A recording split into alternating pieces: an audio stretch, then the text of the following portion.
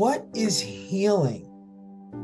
Getting somebody to change their focus and move towards something, and when they drop a pound or waist size or whatever, they do feel like they're healing. Healing is evolving. Like I like to use the word evolve a lot. Yeah. Because people are always like, what am I here to do on this planet? To evolve your friggin' parents. Right. We have to, most of us have a lot of work to do to help our parents who are even not even here anymore to evolve their lineage.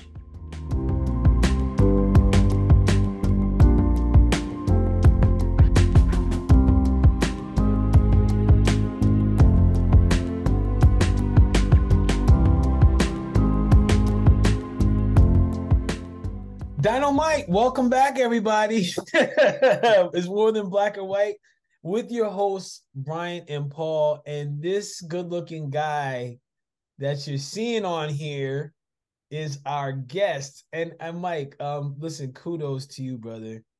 You are officially our first guest on the podcast. Did you know that? No way. Yes. So honored. Thank you. Yes. Listen, man, you can make a nice donation to us. Okay. As an honor. Brag all our friends, we finally made it in life, It's a milestone, Mike. Yeah, I know. Yes. So listen, if this is your first time joining this podcast, welcome. The whole purpose of this podcast is More Than Black or White podcast is that Brian and I as health professionals, we're here to explore these topics and provide you with different layers of these topics so that you can own and take ownership of your health and well-being by whether it's testing, talking with your doctors, or even exploring different ways for you to manage your health and wellness. So, Brian, any words for the people, man? I know you're getting ready to go on a little vacation. Yeah, I'm out of here. I'm out of here Thursday, man. I'm gonna go head up London, Oslo, Norway, and driving around Iceland. Just trying to hang out with try to see some northern lights. That's what I'm trying to do. Dude. Yeah. So we'll see. Hopefully I come back. Oh man, listen, you say that every time, and I know you're coming back because every time you go away, man, you're like, "Oh, Paul, so check it." I was walking around, and this family invited me, and we had some dinner. I'm like, "Yo, Brian always got the freshest stories because your vibe is right, bro." I appreciate so that. I know you're gonna have a great time, bro. I know you're gonna have a great time. Thanks, Mike Schmidt. So B, I got to give you the history of this dude, man. That me and this guy, how we connected. So I met this guy about, I'd say like maybe it's like, what is it? Oh, I think it's almost like 20. Nah, it's not 20 Yeah, years. it is. It's somewhere around 20 years. Yeah. So I was banged up drunk. I got kicked out of a bar and this guy picked me up. It didn't work that way. It was close though. Nah. So when I used to work at ADP, a friend of mine, Amanda, her and her, now husband, they had these parties and they always connected with like really good people. And I remember we were at this place, Poor Herbie's, where Bob used to work. And that was the first time I met Mike the Jeweler. So Mike has been a lot of things in life. The most I think like the overall theme is Mike is he's a people guy, man. He's a connector. And he does a really great job of supporting people on their journey, whether it's like a journey to find like a gift or like some sort of gem that's going to represent something special to the person, or if it's a journey to like person's like inner wisdom and healing, or a journey to person's health. So I've been really Mike and I've been connected because I have a lot of respect for this guy. And when you and I were talking about having a guest on, I was like, blink, yeah. Mike Schmidt, my Qigong guy. You didn't think twice about that, man. You were like, no, I didn't. I was like, I got a guy, Mike. That's Mike's word. I got a guy. So I did a seminar called that. He did. I love that. I love that term. Got a guy who's got it, and it has nothing to do with gender. It's I got a guy. Yo, I'm glad you put that in because we made comments on it. So so listen, Mike, can you give a summary of just like, a brief overview or however you want to introduce yourself in a way that maybe some things I failed to mention or some things you'd like the people to know before we get in the conversation today? Well, let me expand on one thing you did say. I've had I've been able to do the two things that I love the most, the healing work and the jewelry, side by side. So some people can't find their passion. I have two, and loved both of those jobs, and have done both of them since I was 19, like side by side. Never one more than the other, but I went into jewelry probably more for money, to make sure that I could support my family, and did some healing work. But when we were doing healing work back then, it was way different. I used to do it in like cafes and things like that, and not asking for anybody to pay me, doing it just to learn. Doing martial arts, a lot of the martial arts that I did had healing.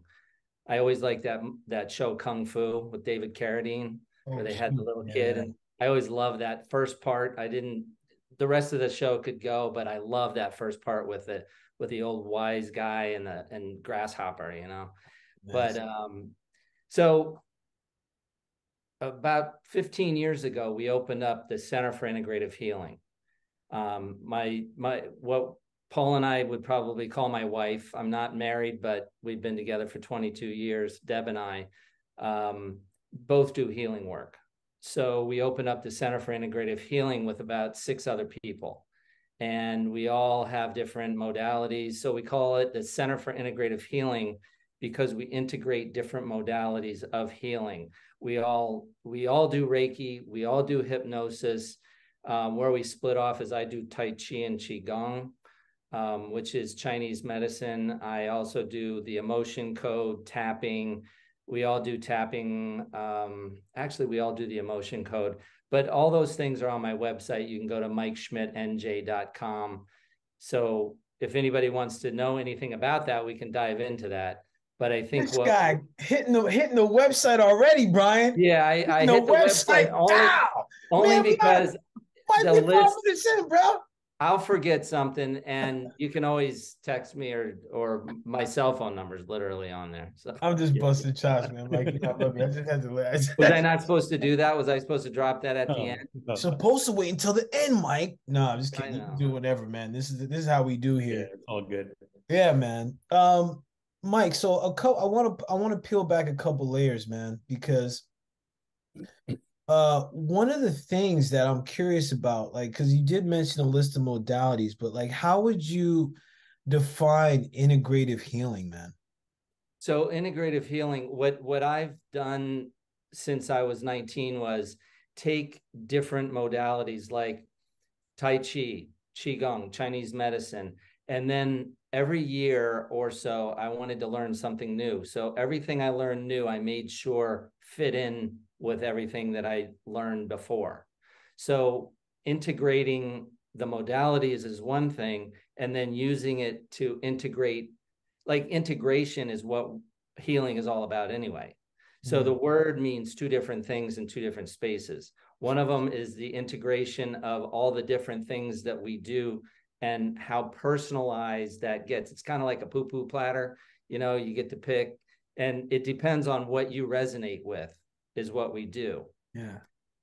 But it's to integrate, it's to integrate, your healing too. It's to integrate the body's systems with each other. So the integration is two different words for two different things. It's very interesting because as he's saying that, I'm thinking about the episode. I think it was like one of our first episodes. We were talking about allopathic and holistic therapies. Yeah. And it's wild, man, because like I'm like, oh, Junk, this is like a culmination of where we started in the conversation. Because there's talking about the Western and the Eastern, and I'm just fascinated by this, man. Well, the backing up of all of it is really also, we can go wide and we can do Qigong and Tai Chi and all that other stuff and explain what that is. And Qigong, Qi is vital life force energy, and Gong just means cultivation or work. And what we need to realize is there's very simple things to start out with, like breathing. breathing is one of those things where somebody has anything wrong with them, the first thing that goes probably and is the issue is a breathing problem. And what I mean by that is anytime we get anxious or we drop down in vibration and frequency, our breath usually tightens in. You know, we don't breathe right and our muscles tighten. So we get in, we armor up and we think we're going off to battle.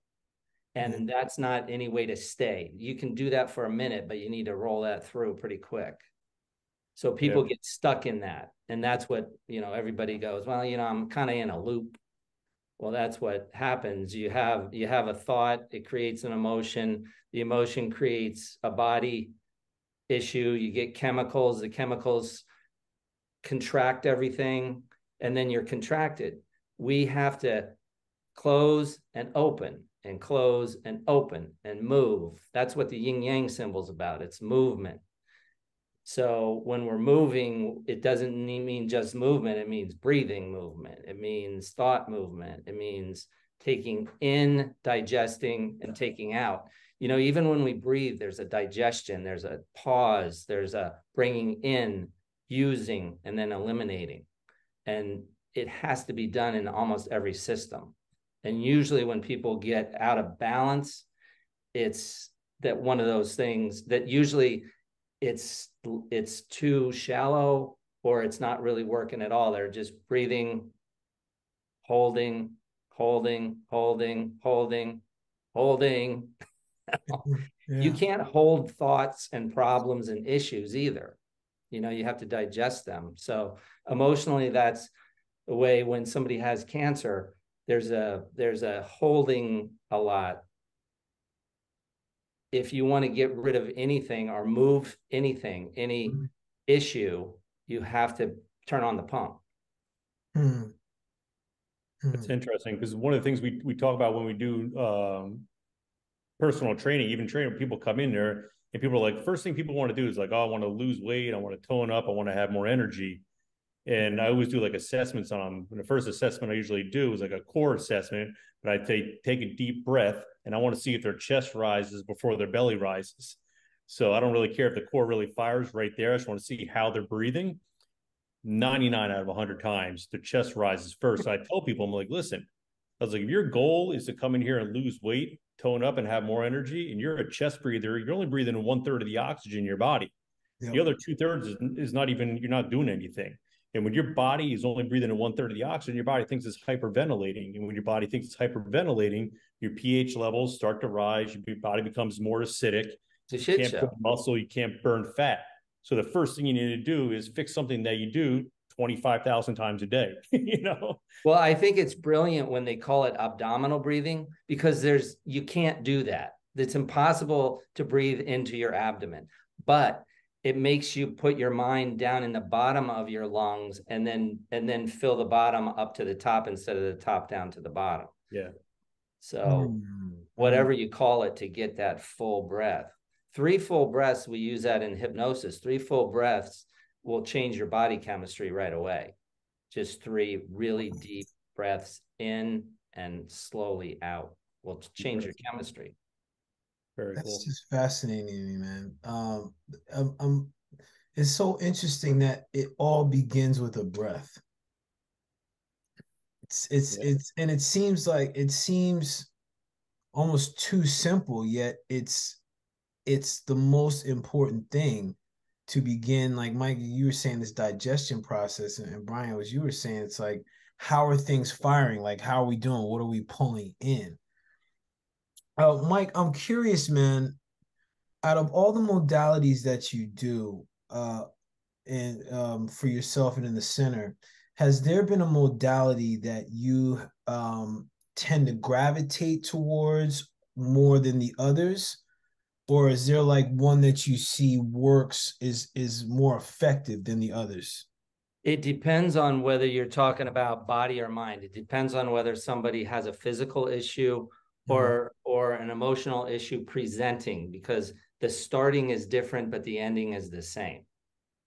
If that makes any sense. Meaning that, you know, the body mind is hooked, so they're gonna play together anyway. But the starting of it, I do a lot of visualization.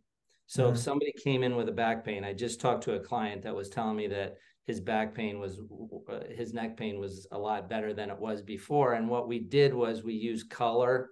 You know, if either one of you have a pain right now, I could show you what I'm talking about. Oh, buddy, there goes Mike. And you could like, I could show you the concept of this. It's very simple. Does this got to be something in my? Does this have to be something in my body? Because like one of the mothers of my children is a pain in my ass right now. Does it? No. No, so anyway, that modality would be kind of getting somebody to turn something that is very scientific, like a doctor would say, okay, so your neck, your C3PO is off, and you know, all sorts of things that doctors say. And you get this really good vision of what might be. And I'm not knocking doctors at all. I think that we should work together is what I think a lot. Yeah, you're in the right place. You're in the right place. Yeah, not right. Yeah. Is to turn it into like a cartoon. Like if somebody has back pain, they need to, okay, so if it hurts, what color is it? Well, it's red when it hurts. Okay, so what color would it have to be in order to feel good? Generally blue, green, yellow. It's up to the person though. Completely up to the person. No leading in that. So you have a color that when you hurt, your piece turns that, and when you're well, it turns into another color.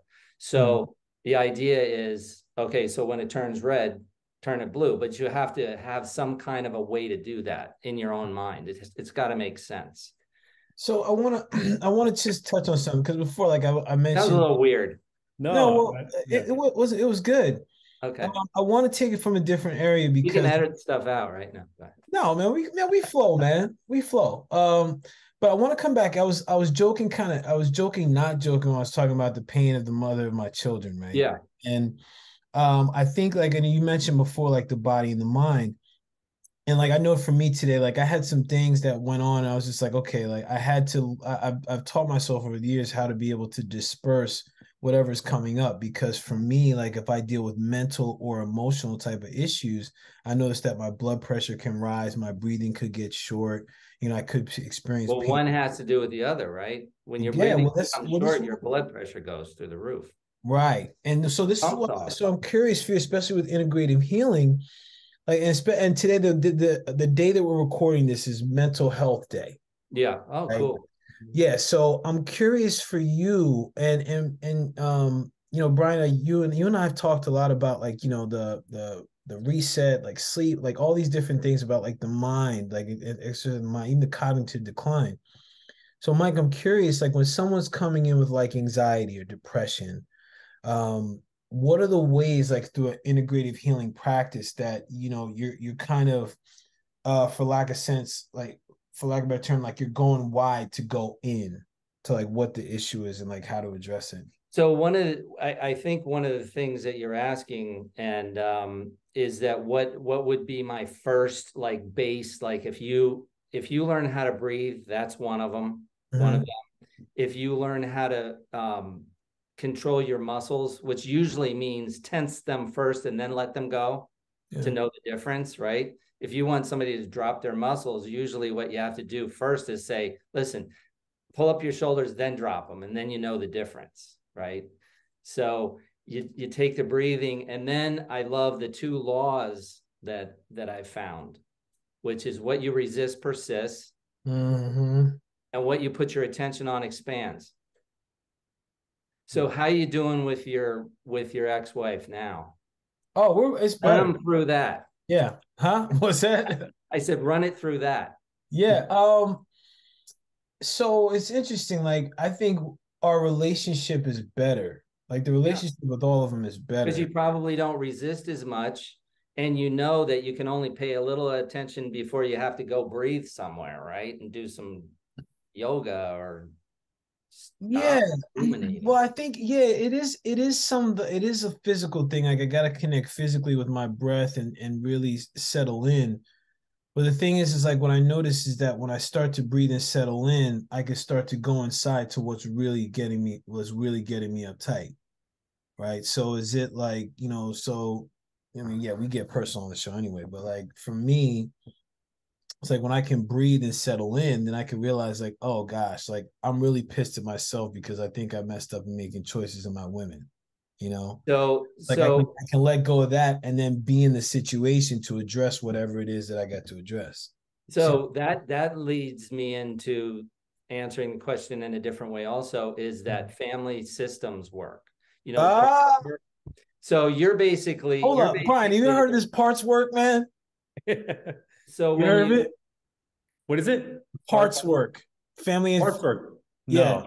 Oh, dude. Internal family system. So one of the things that Paul and I have really one of the things that changes the game. There's another thing that changes the whole game, but this changes a lot of the internal game. Is when Paul was just talking about what he says to himself, which means that he's got parts of him that fire off when he gets into it in his head about his son and about his ex-wife, or about women in general. There's this piece of Paul that comes up about women. There's a piece of me that comes up about different things. There's a piece of you, and you can hear it in people's language. And when you start to listen to it, it's really interesting because people go, well, a part of me wants to go do this, and a part of me wants to go do that. And a part of me wants to go on vacation. And a part of me goes, listen, there's a lot of work going in, and there's a lot of work when you come back. So a part of me doesn't want to go at all, So it's those parts. And what's really interesting to do is throw meditation in there, because it's kind of about non-attachment in a way, because you can either have food or it can have you. Paul can get into it with, I almost said her name. Yeah. Get into it with her, or just be aggravated, have aggravation with her, or be in it. He can either be separate or be in it with her. Yeah. So when you're in it, and that's what movies and entertainment's for, is to get you in it. But you don't want to do that when you don't want to do that. You don't want to be in it when about food, about alcohol, about a lot of things. You don't want to be in it. You don't want to be in it when you have a disease. You want to pull it apart. And Brian and I have worked together for a minute, so he's seen me sometimes, and I'm like, oh, mother, we. Yeah, and you're in it, right? Whatever it is, you're in it. Yeah, I think it's important because especially like with the things that Brian and I have spoken about, with like, and I'm looking at, man, Brian, I'm looking at our catalog right now, like, yo, it's looking nice. But I'm like, this is best. But like when we talk about things that, whether it ranges from balance, right, in work-life harmony, whether it ranges to like fasting or building the body, or even like neuroplasticity and habits, like that was one of my favorite ones too, by the way.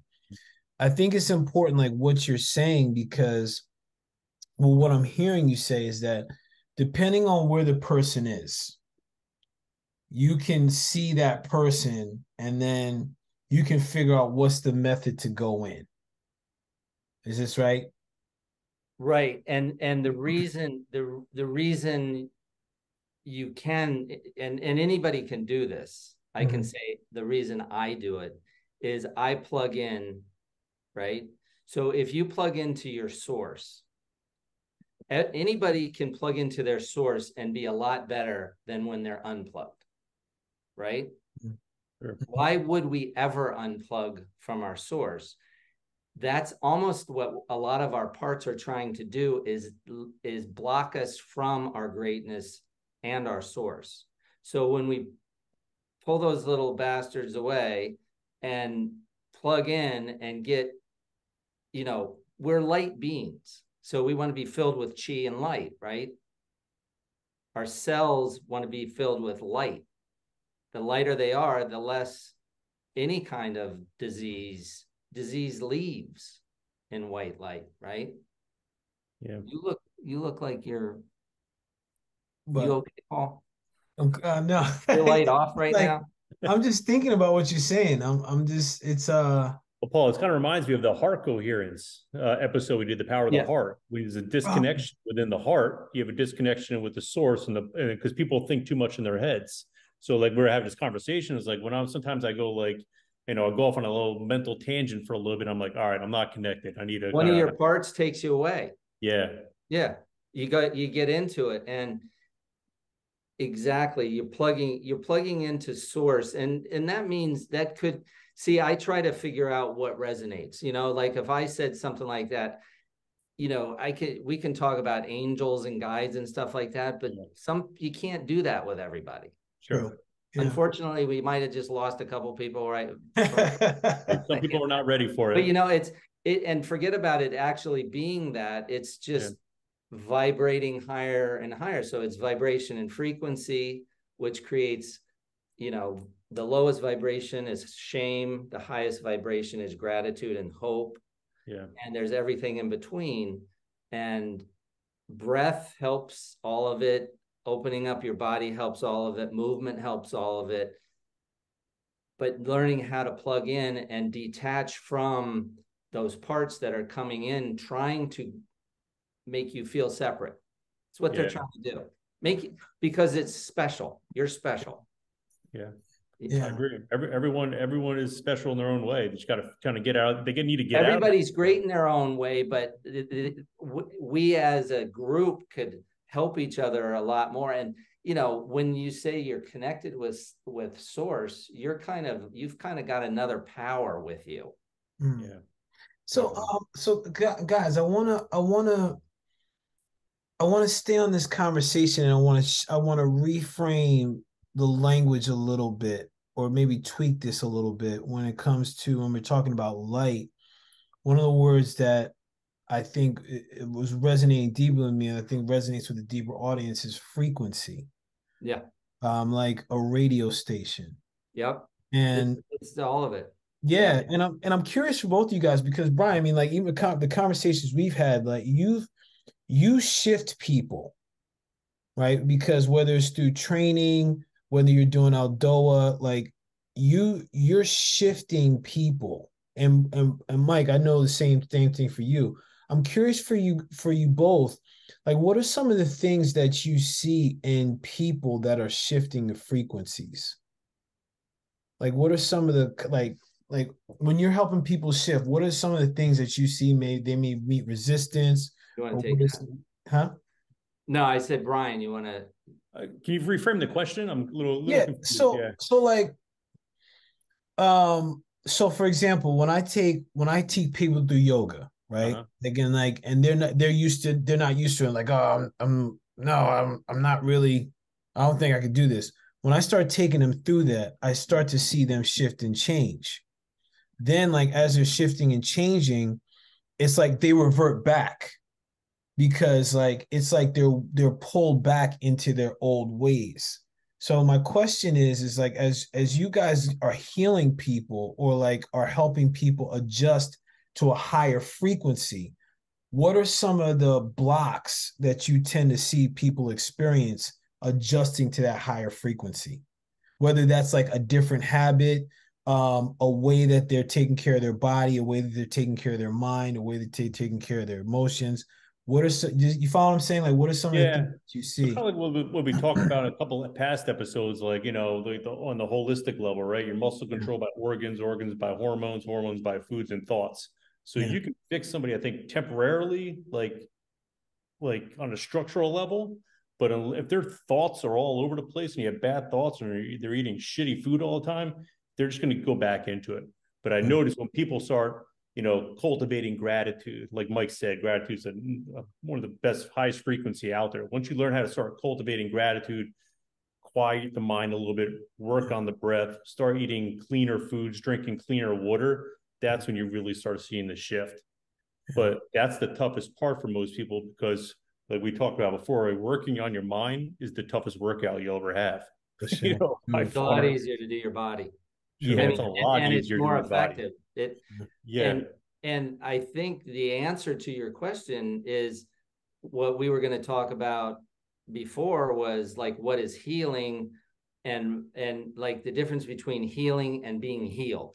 Like healing is a process and a journey. And on a process and a journey, you're going to have repetition, because it's like a piano. You got to tune it. Yeah. So what I think you're talking about is people learning something and then getting out of tune and snapping back, but they don't snap back fully, hopefully. They snap back a little bit, and they know the difference now between this and that.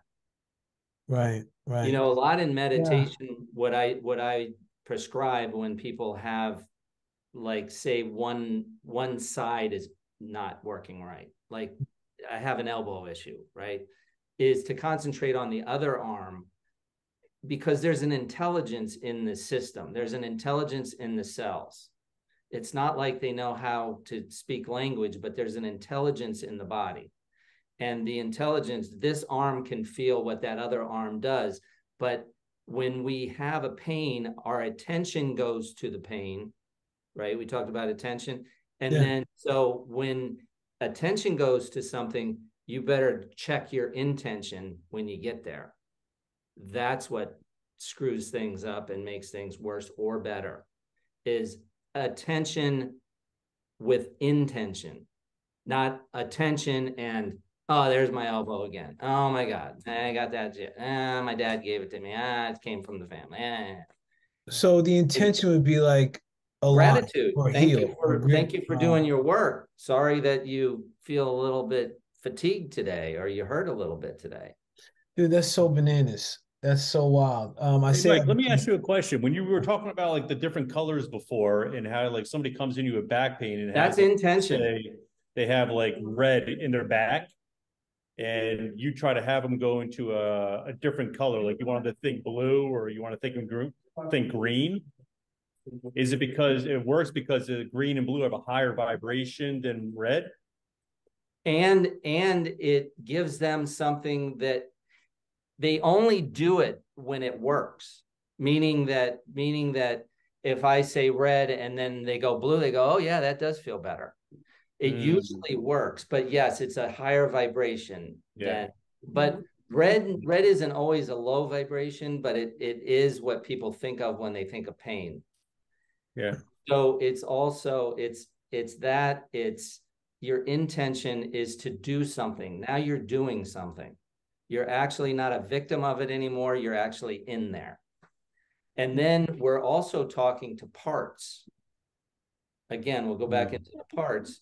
And I had a client that had a back issue. His wife is actually a doctor, and he came with a spine issue. And he said, listen, the doctor told me that they can't operate until it gets worse. Yeah. And he's like, I'm really in pain. And when I was talking to him, I knew that I was talking to his parts also, to tell them that, you know, we're organic. Why can't we rebuild your back? Why can't we heal this?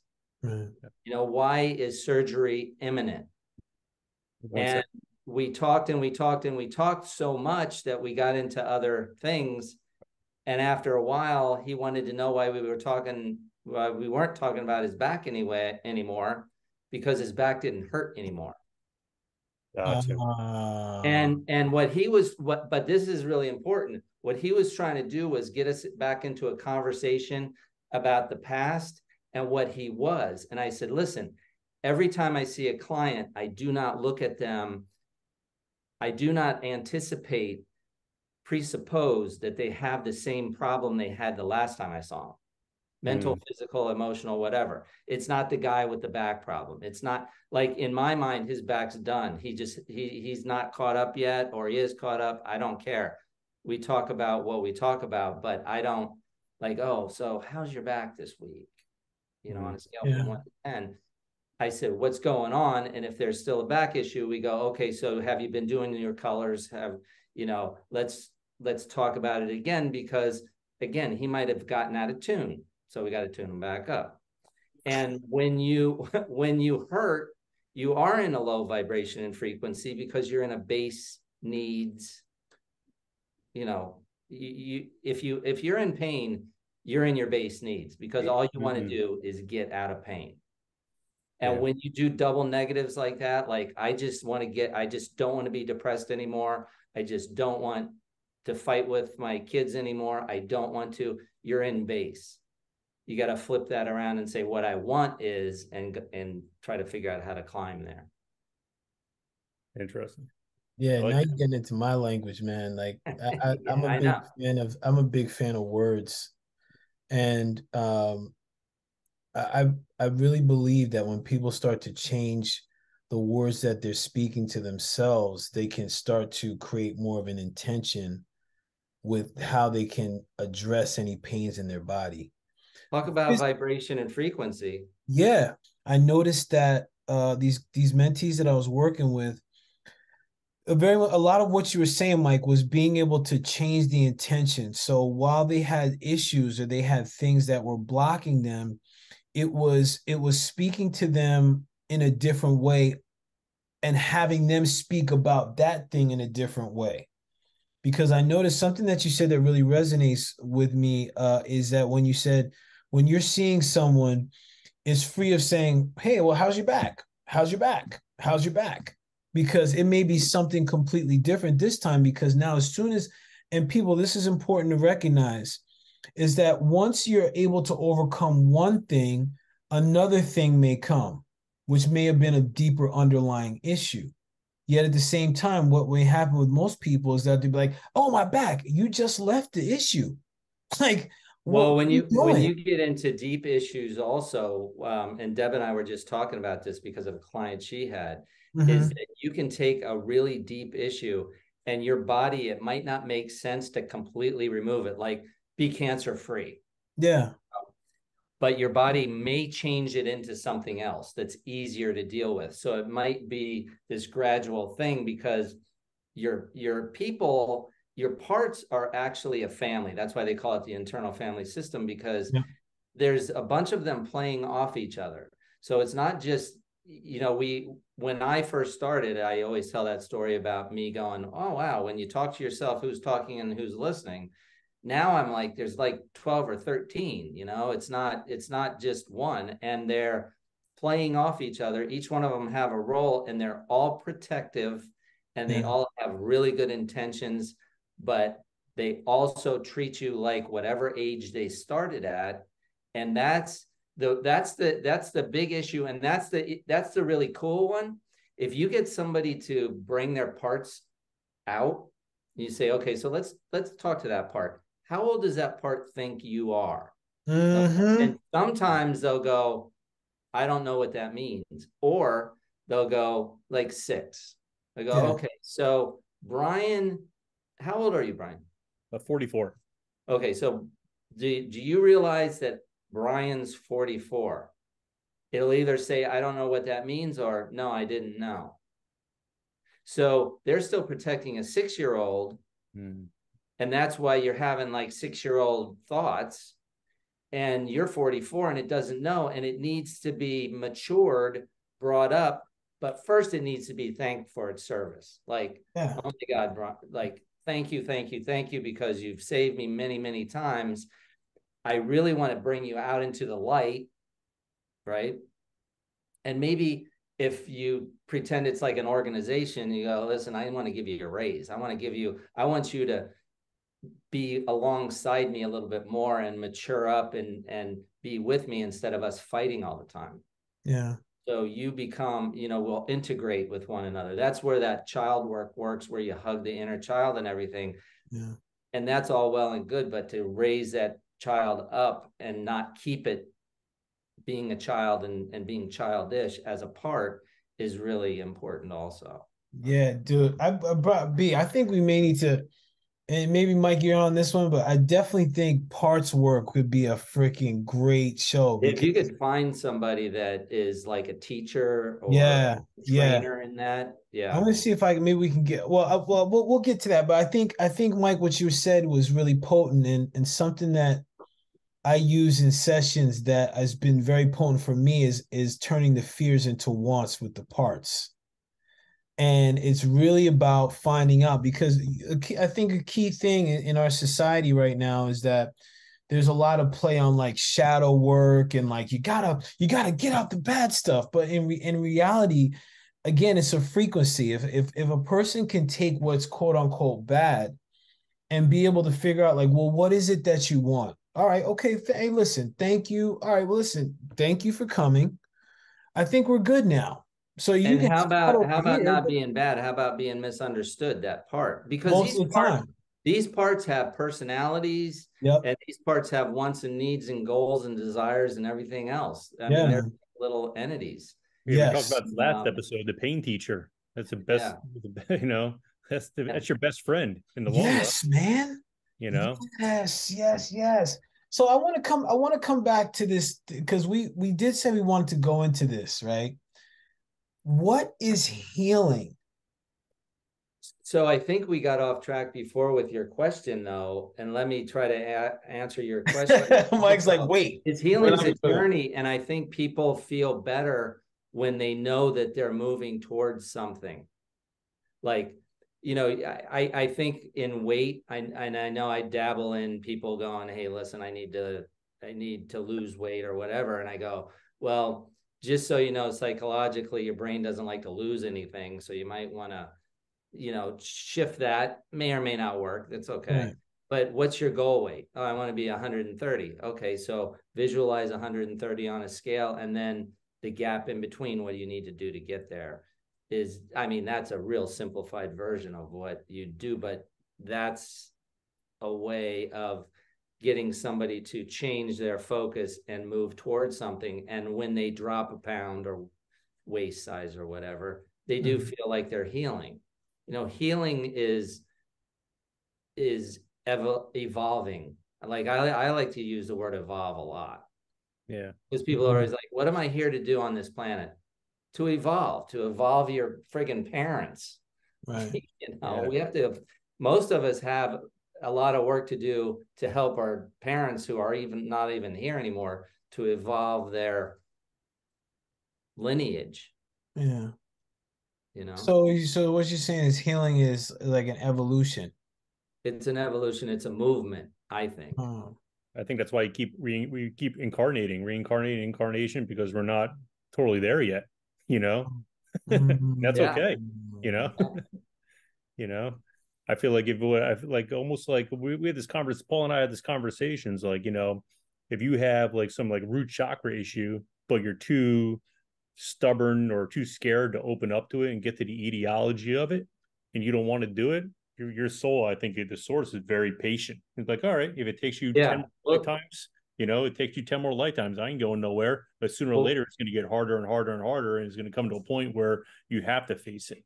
Yeah. And it's funny because we got micro versions of that where people will talk about vibration and frequency, and basically people come to us and say, listen, I'm on this radio station, I want to get off. And you're like, turn the knob. No, I've tried that. I can't turn the knob. You built the radio, you built the knob, you turned the knob to that, you got in there, turn the knob. Yeah. I can't turn the knob. And now that's what the whole thing's trying to be. The other thing that people, if I was to decode what I think people want sometimes, and me also, is take that part of me that wants to eat all the time. Take that part of me that's depressed. Go in there, yank it out, kill it, throw it away. And you know what that part thinks when you do that? That's like having a bratty kid going, yeah, let's kill it. You're not going to do it. Gets mad. It gets mean. What you have to do is appreciate it. So there's the intent. Thank you for your service. Let's mature you. It's been my fault. I put you in a dungeon. I didn't teach you anything. I made you, and I told you to automatically do this thing. Keep doing this thing. Warn me when there's somebody with blue eyes around me, because the last person that had blue eyes that I knew was did something to me. Yeah. So just remind me and keep reminding me. Just go over there and do that. Now you remind me that this gender is wrong, or this thing is wrong, or this thing should never happen to you again. Or, when it was supposed to be like, don't put your, don't put your hand on the stove, it became all sorts of other things. Don't put your tongue in the socket. Now it's all these other judgments and things. But they're all automated, and we did it. And then now we're mad at it. Now we want to kill it. Thank God for all that, because that's what we do. Yeah. Wow. That's cool. Damn, man. Mike, you something else, brother. You something else, man. I'm like, man. Yeah, everything you say, Mike, is like we have 3 episodes off that.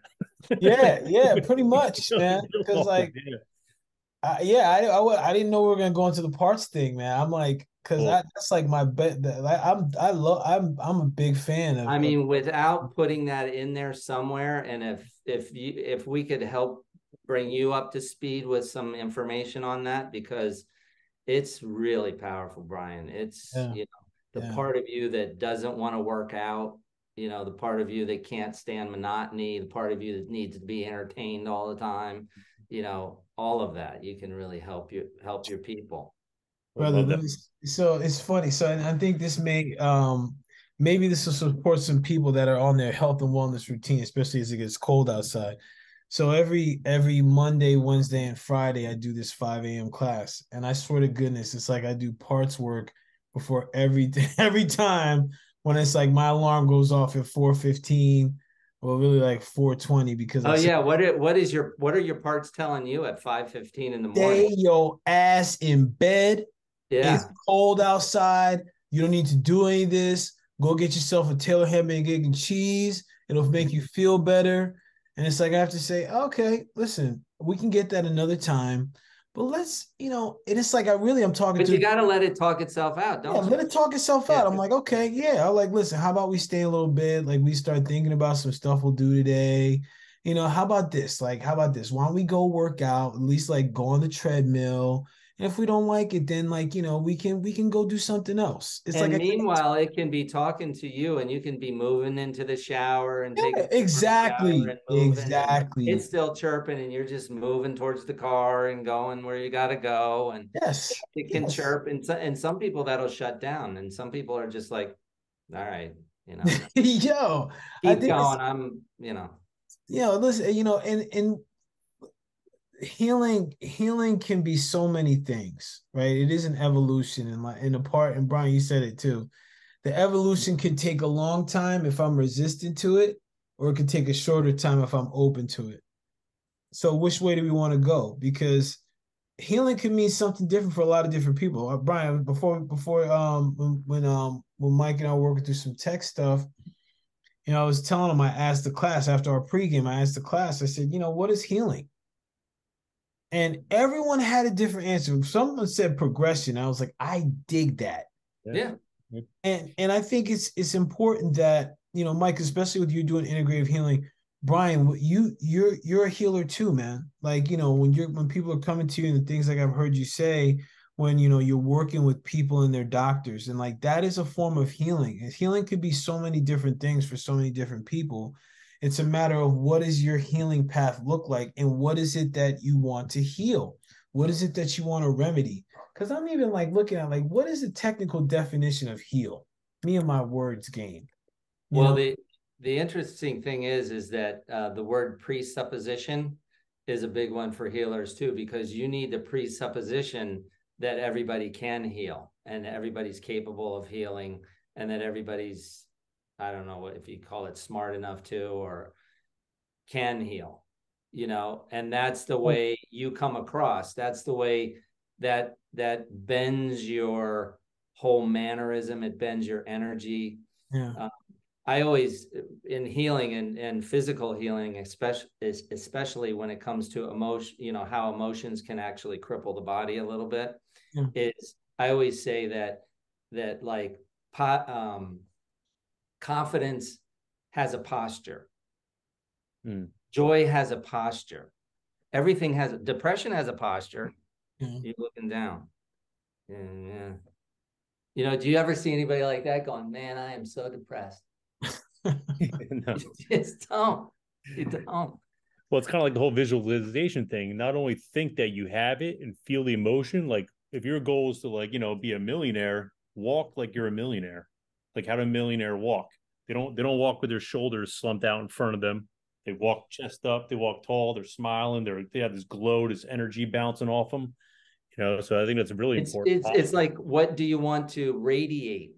Like I that's one of the exercises I do with some of my clients. I said, listen, as soon as your feet hit the floor in the morning, decide what you're going to radiate, because you're going to radiate something. If you put your feet on the floor and the dog jumps on you, that might make you radiate love right away. That may make you radiate annoyance, but you're going to radiate something. What do you choose to radiate, and what's the posture to that? Yeah. If you radiate joy, how do you do it? I had a client that came in. Somebody said, listen, I got a client for you, pancreatic cancer. That's a death sentence. Yeah. So that's what everybody that ever got to me for pancreatic cancer, the next sentence is, it's a death sentence. And I'm like, can you stop with that shit? Yeah. Really? Seriously. That's the conversation with pancreatic cancer. It's a death sentence. Always the same. So I'm like, okay, all right. Meet this woman. She's about 5 years older than me and looks like she's about 30 years older than me. And she was whiny, and she had this really slumped over old look. Like she just acted like an old woman. And I got to, I guess I have an ability to get a connection with somebody, because I do a lot of things that most people would be like, you can't talk to people like that.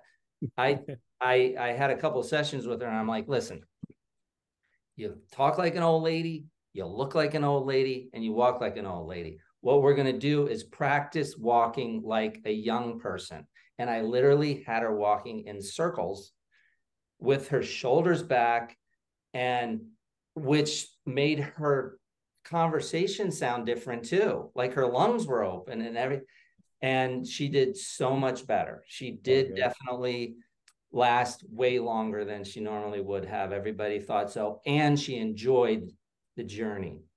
The journey kind of didn't go, she didn't last another 20 years, but she lasted a good long time. And she enjoyed her life way better. Yeah, that's awesome. Yeah. Because she had the posture of youth. Posture of health. There's a healthy posture. When people when your spine is stacks vertically, you have more chi going through, right? We do a lot of with the back where you can put the back like it's on a wall, when you take that kind of arch out of it and push it, and then have that pelvis tilt like that back and forth, and know the difference. I just like the fact that we should all know the difference when we're open and closed, and when we're breathing, when we're light and when we're heavy, and when we're connected and when we're not connected, just so we're cognizant of all that. So many people are so out of tune with their bodies, man. It's wild. It's wild. People don't even know what it's like to feel good. Like, oh, I feel good. I'm like, no, you don't, man. You have no idea. Yeah. You've been walking around this like shell for like 20 years in this meat jacket, and you don't even know what it feels like, No connection. What's really funny though is remember the Apple Tunes thing with that circle where you turn the volume up with the circle? Oh, yeah. So I used to use that as a pain. Like if somebody had pain, I go, okay, so pretend your hand is, has a volume control. So what's the pain at now? Well, it's a 7. Okay, so take your finger and move it down to a 6, and then a 5, and then a 4. And they're like, every time they'd go like, I can't do that. If I could do that, I wouldn't be here. They go, okay, let's try this. Take it to a 7, make it an 8. Oh, okay, I can do that. Make it a 9. Oh, I can do that. Make it a 10. Stop. I'm like, how can you make it worse, but you can't make it better? Makes no sense. And then we have a good laugh, and then we, look at that, and it makes a point. Yeah. Doesn't it make a good point? Yeah, it does. I really, man, people can make more pain easy. Yeah. I'm fascinated. I really appreciate how you do what you do, man. Because just hearing these instances and how you can speak to people and get them to shift, I think is one of the things. Like I'm really settling into this gratitude piece of, and I'm really fortunate to know you, and I'm glad I have you as one of those guys I can bounce stuff off of when I have these crazy thoughts, and like, hey Mike, have you ever thought about this? Like, yeah, Brian, that's what I'm thinking. Like Mike will call and be like, hey, how you doing, man? Yeah, I'm in this hermeticism thing and like focusing on looking at fire and stuff. He's like, oh, cool. Hey, so he's like, then we go I'm into it. into hermetics too now. That's really cool. Didn't I tell you? It's the Didn't I base tell of you? all of it. It's the start of all of it. It's very interesting. It's bananas. It's Really cool. bananas. It's like, yeah. So listen, so as we start to wrap up, Mike, so a couple things, man. Um, and B, do you have any questions for Brian? B, you have any questions for Mike too? As we No, everything I had a question I asked. Yeah, everything's yeah, good. this was a really cool conversation, man. I'm like, So let me tell you what I'm grateful for in this healing field, and that you guys have too, I'm sure, is when you're helping somebody and you're in the groove, you're in the pocket, right? And yeah, somebody asks you to heal them and it comes through you, right? Don't things come through you? sure. You get it too. So the beautiful thing about all this is that when we have somebody in front of us and we literally plug in and pull things through for them, and sometimes you're saying things that you're like, wow, I'm not that smart, I said that and I don't know where it came from, but let's keep it going, it's cool. You get it too. You get it too, right? So as healers, you get it too, and that's what I think is the greatest part of it, is that Mm. you go and you get different things in front of you, and then you have all these things pulled through you and you give them to them because it's theirs, but you get to know, like, all this information. I've been doing this for so long. I've been contemplating it since I was 19. I'm 62, and doing it professionally for probably 15, maybe 20 years. And it's awesome. And my life hasn't been a bowl of cherries either. Paul knows that. Like, some of the shit that I've not had to, but endured. I incarnated into. Yeah. There's Yeah, some, that's a good point. Like, yeah, I'm also Reiki certified, and I do a lot of like Reiki work on people. Usually, I don't tell them I'm doing it on them because I just don't want to get in the conversation. They'd be like, it's airy fairy, but I'll do Reiki work on them as I'm doing like physical therapy type of work and like muscle testing and doing stuff like that. And afterwards, you're like, oh man, I feel great. Like you're magic, you're a magician, and I'm like, but I know it's source using me as a medium coming through me. It's not me. I think the moment But you get Reiki too. That's exactly what I was talking about. Because yes, you people ask you for Reiki, you're like, absolutely, I'll give you Reiki, or do it without them knowing it, but you get it. Yeah, definitely. It goes through you. It's awesome. Yeah. So I'm great. yeah. I'm grateful for that. I think the moment when you start taking credit for it, that's when you lose your power. That's where the word healer, Yeah. teach people how to heal themselves. I'm looking for a word, and I'm okay with integrative healing practitioner, but a guide is kind of, Paul likes that word. I like that word, but it doesn't resonate. Like, I don't feel like that says it for me. Coach has been overused. A shaman. Shaman people are just like, I've been called that too, but that's just, people are being silly when they call you that. Yeah. Sensei. Yeah, sensei. Yeah. Sensei Mike. Sensei Million. Mike. Sensei Mike. Yeah. Yeah. Well, as long as you vibe and feel it, man, it's like whatever you are, man. Yeah. I just have I'm grateful for the people that I know that just throw me people, like I just go see Mike.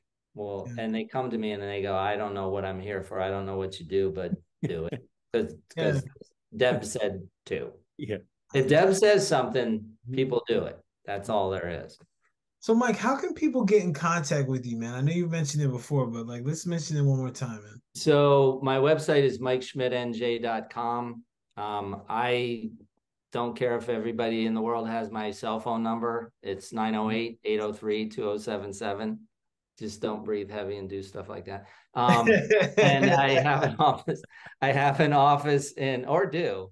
That might be. I have an office in Madison. We have a home office in Chatham. We also have an office in downtown Chatham. So we have a bunch of different locations. And the team, there's probably right now, there's like 6 of us now on the team, but everybody does their own thing. So, you know, you could be a part of the team. And then we do Zoom. Okay. And I don't feel that much of a difference on Zoom, meaning that you can do Reiki on Zoom. Mm-hmm. I just did a phenomenal hypnosis on Zoom the other day. That was just, you know, like people think that what happens if, you know, some sound comes up or something happens. This lady had a great hypnosis and a dog jumped on her, but the dog jumped on her if you're in the pocket, things like that, you go, oh my God, that worked out perfect that dog jumped at her right then and there, you know? We have an office that outside there's traffic and you can use that for hypnosis. You know, anytime you hear a car beep, you go deeper, you know.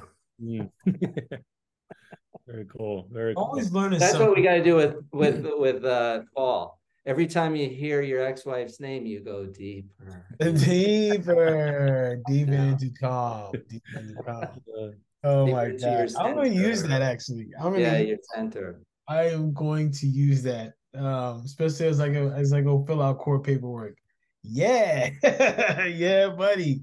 Listen, Mike, man, thank you so much. Actually, that could be your power move. Go ahead. It is. That's like, listen, I'm like, it's a thumbs up, man. I've been looking at it.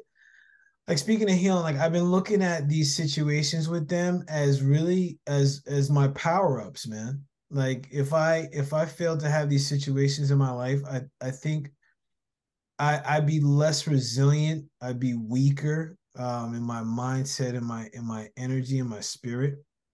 So like I really, you know, after I breathe and I let like the stuff fade, I'm like, would you have searched for healing modalities if you didn't need to be healed yourself? No. Right. No, I mean, and that started from when I was a kid though. You know, like I just had a feeling that I think I've always gravitated towards something unseen and like energies.